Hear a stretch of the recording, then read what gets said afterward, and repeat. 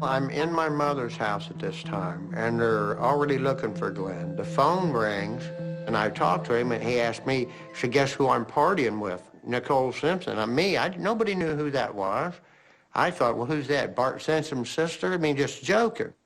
He said, no, that's when he told me that was O.J. Simpson's wife. Actually, what he told me, he says, they got money, they're well off, and I'm taking her down. The body of a woman reported to be Nicole Brown Simpson, ex-wife of football star O.J. Simpson, and a man identified as Ronald Goldman were found early this morning. Further reports from Los Angeles say the case is being treated as a homicide. And then I saw pictures of her, and I said, that's who Glenn was telling me about.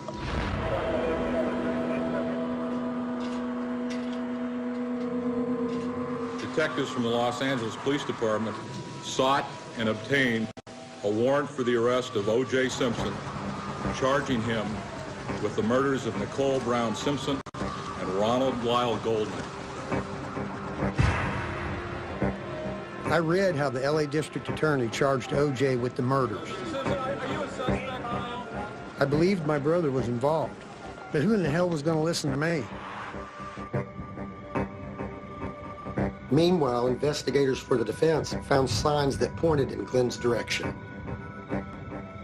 This is where the murder happened. Straight across the street was Nicole's place.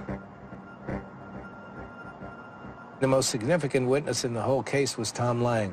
Lived down the street. He came up to this corner, started to walk across the street, gave a verbal command to his dog, and he spotted Nicole Simpson.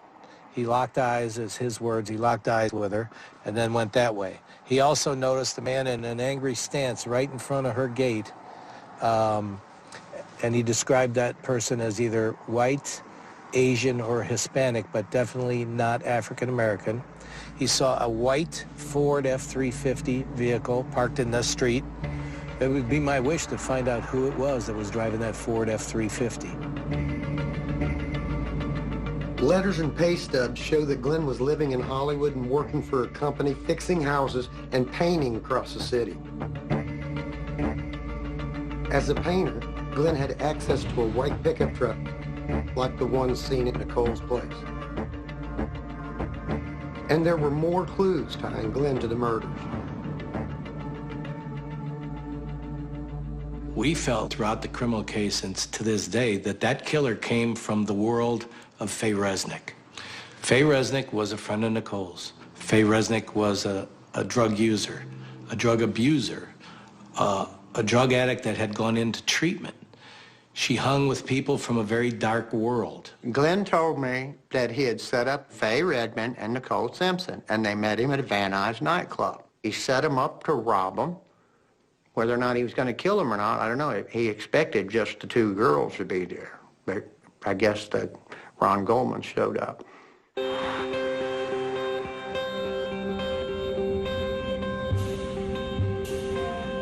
At the time, I had my suspicions, but I didn't know how he did it or if he really was the killer. It'd be years before Glenn would say what really happened.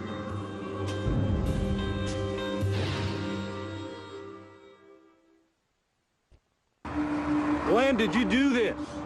One-on-one, talk to me in person alone. Did you do this, Glenn? Did you kill those women, Glenn? One-on-one alone. At the jail, me. you interview me. Did you kill the women? You hear me? Did you kill these women, Glenn? No.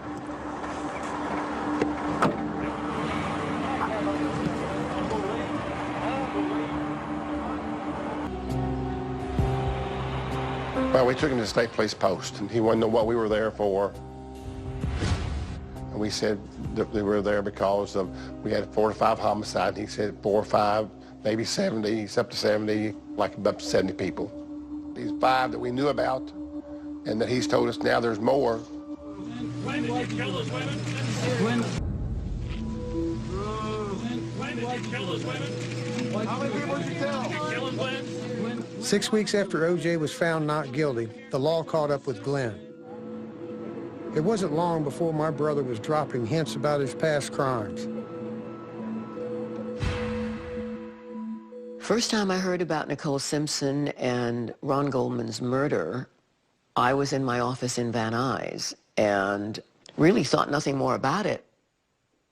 One day I did receive some letters from a prison inmate indicating that Glenn Rogers had written to him that he had met Nicole Brown Simpson, and the inference was, and you know what else?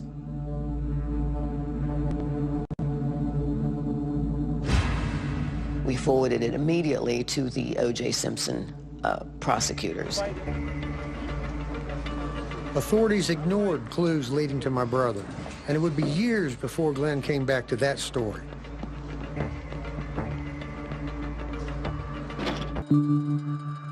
Now, Glenn added a twist that he never told me. A husband's anger over a high-dollar gift that had been kept by his ex-wife was behind it all. Glenn told the criminal profiler he was paid to steal back Nicole's diamonds.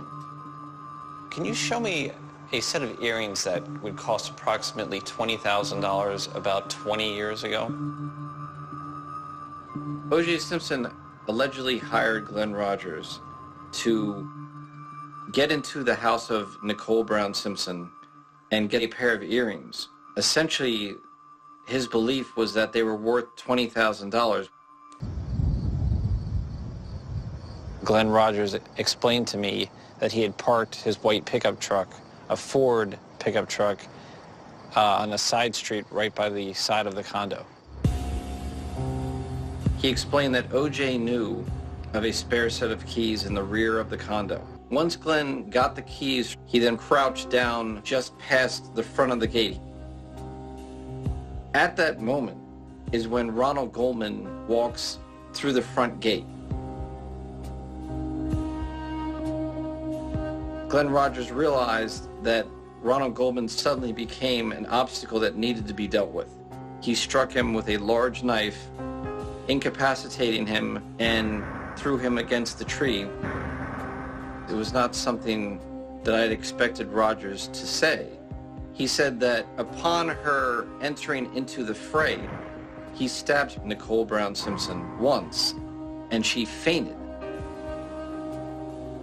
He charged Goldman and pushing him against the tree, where he later was found deceased. He said that he pulled her hair back to expose her neck and pulled the knife once to sever her neck, to kill her instantly.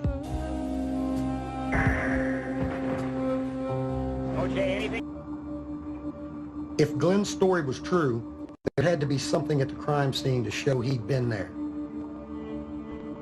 And sure enough, evidence came out in the Simpson trial that two men were there. Shoe prints spelled out a story in blood. And the Lorenzo. FBI agent William Bodziak went halfway around the world to find these expensive Italian shoes he said are similar to the ones that could have been worn by O.J. Simpson to commit the murders. Bodziak examined the bloody footprints found on the walkway outside Nicole Brown Simpson's condo.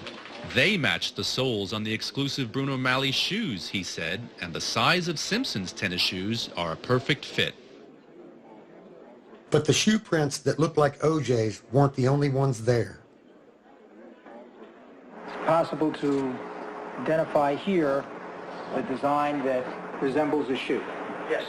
Nationally known forensic scientist Henry Lee identified a second set of shoe prints, what could be a mystery murderer. By the time O.J. had gotten there, two people had bled significantly onto the sidewalk. If O.J. Simpson told me I did it, I would want to know how. You got to explain to me how you did this in less than 6 minutes and got rid of the weapon, the clothes, the bloody clothes. How did you do this? Impossible.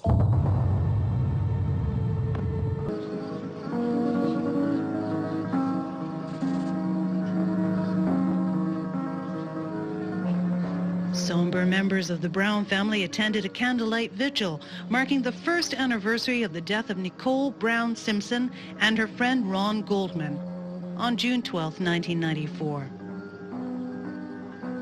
Family members wore angel pins in memory of Nicole, who had collected angel jewelry before her death.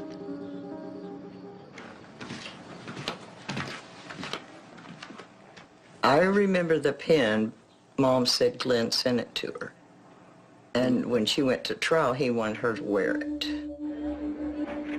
In 2010, I got another letter from Glenn, and this is what it says. At my trial, Mom has on that black vest top, and pinned to it is a gold angel with a diamond in its hand. I sent that to Mom the day after the situation in Brentwood. It's something everyone missed. I believe that that angel pin is absolute proof that Glenn killed Nicole Simpson and Ron Goldman. The same pendant taken off her body. The same pendant that my mom wore on her vest into the courtroom in Hillsborough County Jail.